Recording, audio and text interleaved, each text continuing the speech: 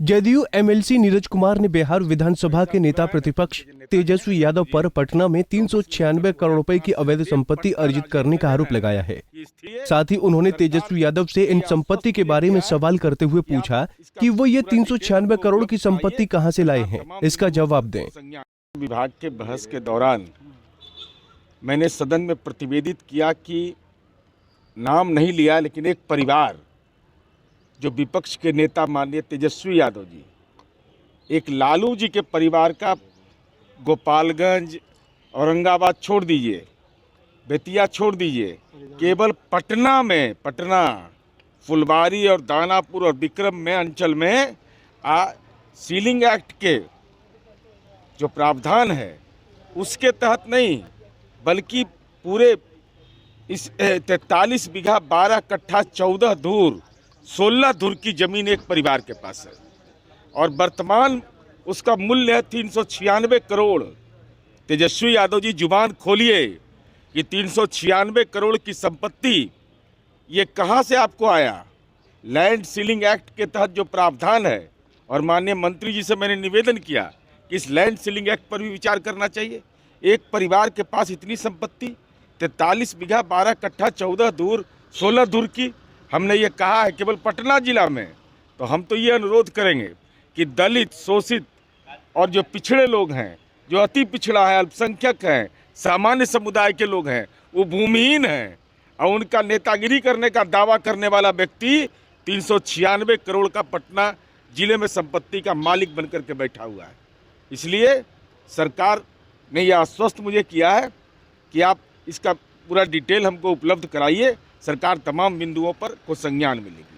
2015 में 2020 में भी जब इलेक्शन हुआ था तो उस वक्त आप ही के साथ सुशील कुमार मोदी एक जमीन का खाता निकाल करके दिया जाता था। अभी तक कार्रवाई क्यों नहीं किया गया सरकार के द्वारा? मूल सवाल क्या है ना, देखिए कि इतने राजनीतिक चतुर लोग हैं ये लोग कि जब पकड़ते हैं तब पकड़ाते हैं। ये सब दस्तावेज आया तो ये जो भूमि सुधार अधिनियम 1961 है उसके तहत तयशुदा प्रावधान है।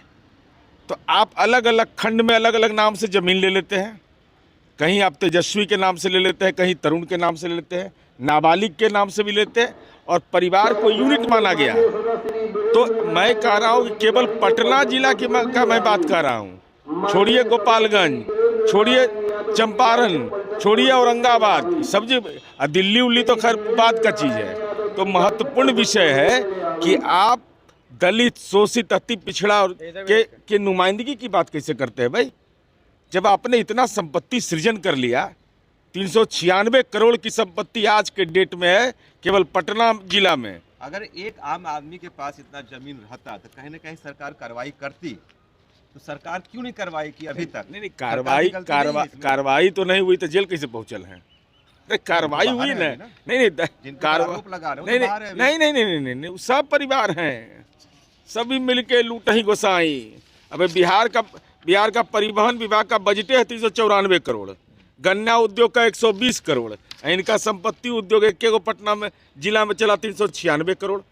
मूल विषय यह है ना कि आप जो प्रवचन करते रहते हैं, हे प्रवचनकर्ता संज्ञान में लीजिए कि आपको संपत्ति इतनी है, तब बहुत अगर रोजगार का बहुत चिंता करते हैं तो दे दीजिए, लौटा दीजिए ना, भूमिहीन लोग को दे दीजिए ना, आपके अगल बगल में जो रहने वाले लोग हैं उन्हीं को दे दीजिए, अपने पार्टी के अति पिछड़ा अल्पसंख्यक दलित कार्यकर्ता को ही आप जिम्मा दे दीजिए कि भाई हम तुमको ज़मीन दिया, हमारे पास ज़मीन आया कहाँ से आपको?